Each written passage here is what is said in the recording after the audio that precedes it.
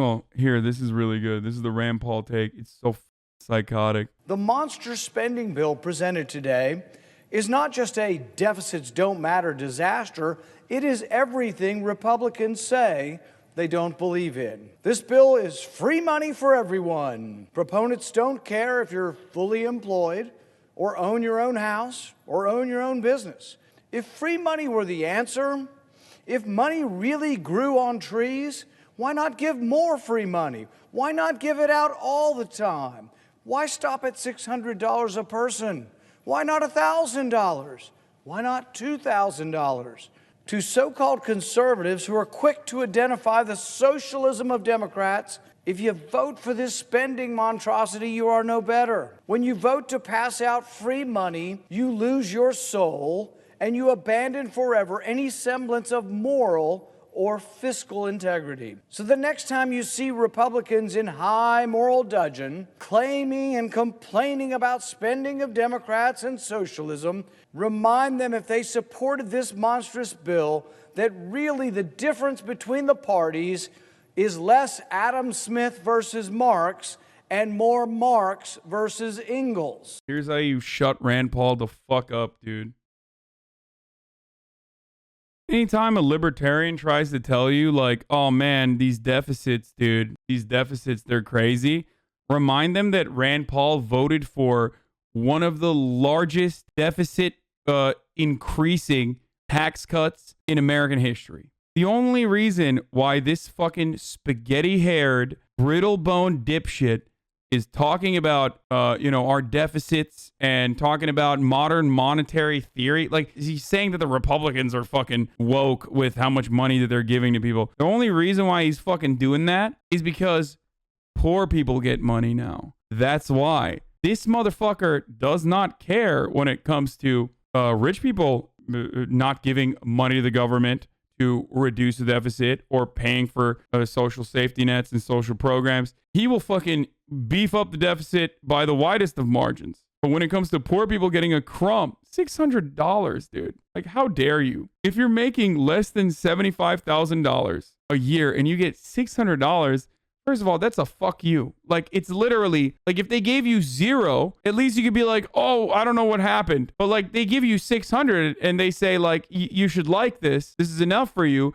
It's literally for you to be like, know your fucking place. I'm spitting on your face, but it's actually, and telling you it's raining. Well, Whoa. the federal government brought in $3.3 trillion last year and spent $6.6 trillion. The deficit last year, a record-busting $3.3 trillion. Dog, you literally voted for it. Like, what are you saying, you fucking asshat? Like, he is acting like this happened in a vacuum and he had no say on the matter. Bitch, you gladly voted for the fucking tax cuts. What's up?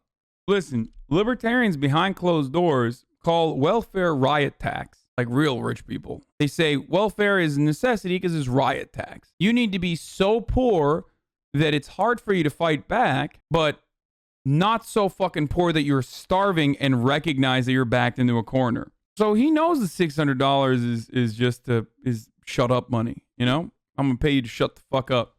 The coffers are bare. We have no rainy day fund. We have no savings account. Congress has spent all the money. No one's talking about inflation when it comes to quantitative easing. We're not talking about inflation when it comes to fucking printing, like trillions to stop the market from fucking crashing. Inflation only matters when it comes to giving the poor's money. And the real reason why it matters when you're giving the poor's money is because this is about enforcing. It is about making sure that someone's still cleaning the toilets. That's the real reason.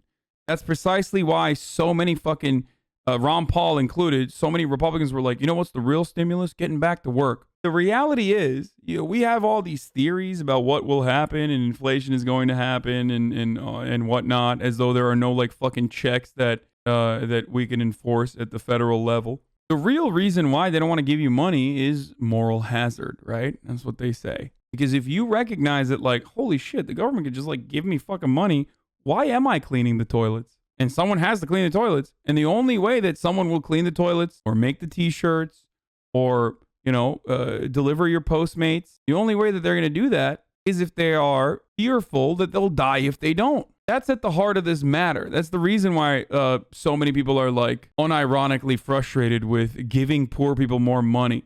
The only reason why you can get poor people to work in the conditions that they work in the jobs that they work in, is by making sure that they recognize that they'll die if they don't.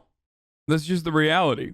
Who cleans the toilets in a socialist society? I mean, who cleans your toilets? You do, bitch. You clean your own toilets, right? Why do you clean your own toilets in your own house? Someone cleans the toilets in your house, in your family, right? Why?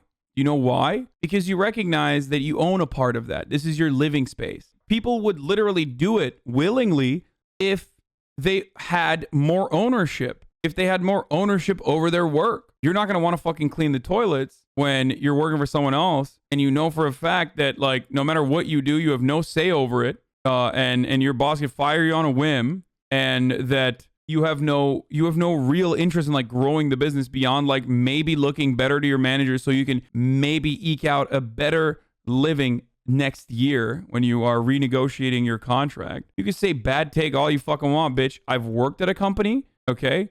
I've worked for someone else, and I've worked for myself. And let me tell you, there is no fucking boss that could ever get me to work 13 fucking hours a day nonstop. Do you know why I stream for 13 hours a day? Because I love what I do. Because I lack alienation from my work. I don't own all the means of production, but I own most of it. I suffer way less alienation from my labor than you do. That's part of the reason why I work the hours that I work. Streaming isn't physical labor. Oh, God. Oh, the literalists, dude. Yeah, I know.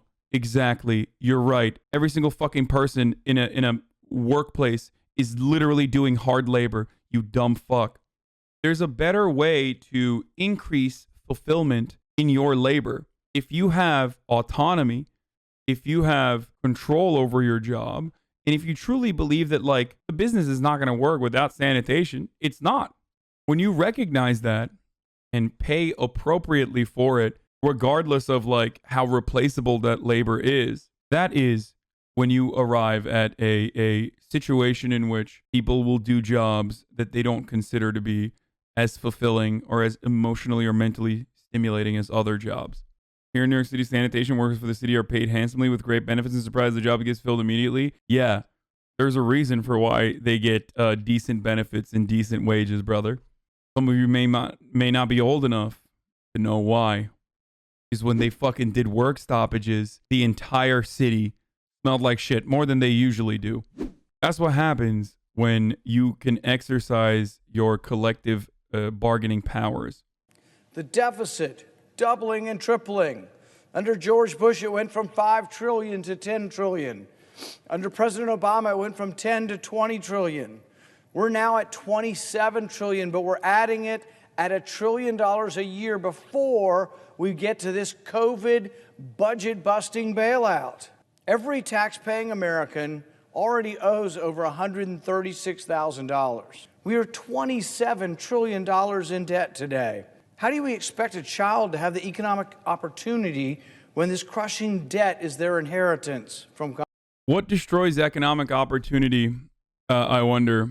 Is it the wages remaining stagnant for the past fucking 40, 50 years, or is it the inflation?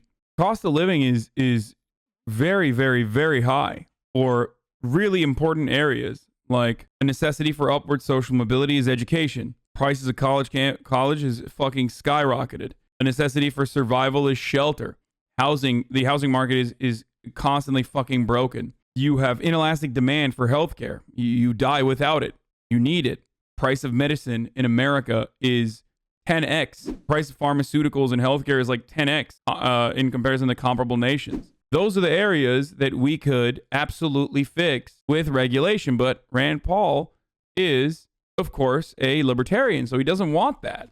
It's hard to conceive of what $1 billion is, much less $1 trillion. Well, 1 billion seconds ago was 1988, and Reagan was president. By the way, who fucked over the deficits in comparison to like previous administrations. I don't think he can't be like a fucking fan of Ronald Reagan either, right? Because the other side of this argument always relies on taxation, and these guys are like anti-tax. Okay, well then anyone who cuts taxes are fucking destroying the deficit. Like things that you literally are voting on and are excited for and advocate for are straight the fuck up destroying the deficit. What is this argument?